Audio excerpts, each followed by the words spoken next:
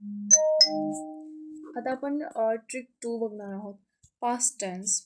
आता कसं आहे, वाक्यात काल किंवा आधी असा भाव असेल तर ते पास्ट असेल. आता सिम्पल पास्ट म्हणजे काल झालं, जे काल झालेली गोष्ट आहे ते सिम्पल पास्ट. मी काल खेळलो.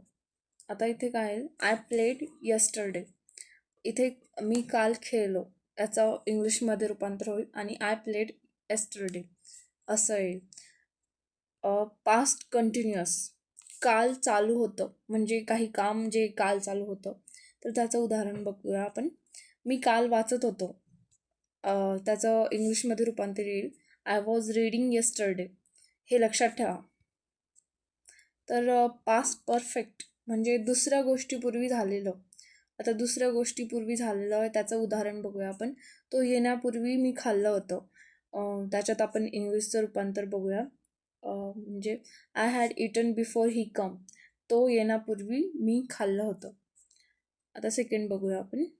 पास्ट परफेक्ट कंटिन्युअस म्हणजे काल काही वेळ चालू होतं. मी 2 तास अभ्यास करत होतो. त्याचं इंग्लिशमध्ये काय येईल, I had been studying for 2 hours. म्हणजे मी 2 तास अभ्यास करत होतो. त्याचं इंग्लिशमध्ये रूपांतर असेल पास्ट परफेक्ट कंटिन्युअसचं काल काही वेळ चालू होतं. हे लक्षात ठेवा. चला, तर आता आपण ट्रिक्स 3 बघणार आहोत. तर त्याचं कसं आहे, फ्युचर टेन्स. आता वाक्यात उद्या किंवा होईल असं असेल तर ते फ्युचर टेन्स होईल. सिम्पल फ्युचर, उद्या होणारं. आता उद्या होणारं याचं आपण उदाहरण बघूया. मी उद्या जाईल, I will go tomorrow. Correct. आता याच्यात फ्युचर कंटिन्युअस असं सुद्धा येतं.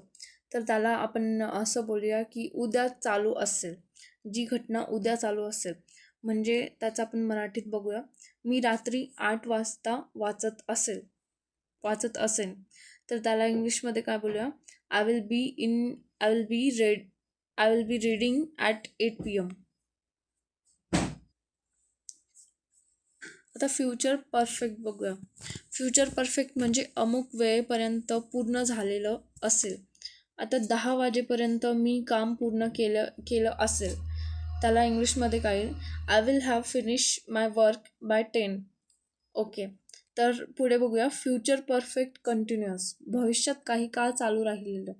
आता भविष्यात काही काळ चालू राहिलेलं याचं उदाहरण बघूया आपण एक. पुढच्या महिन्यापर्यंत मला 2 वर्ष झाली असतील.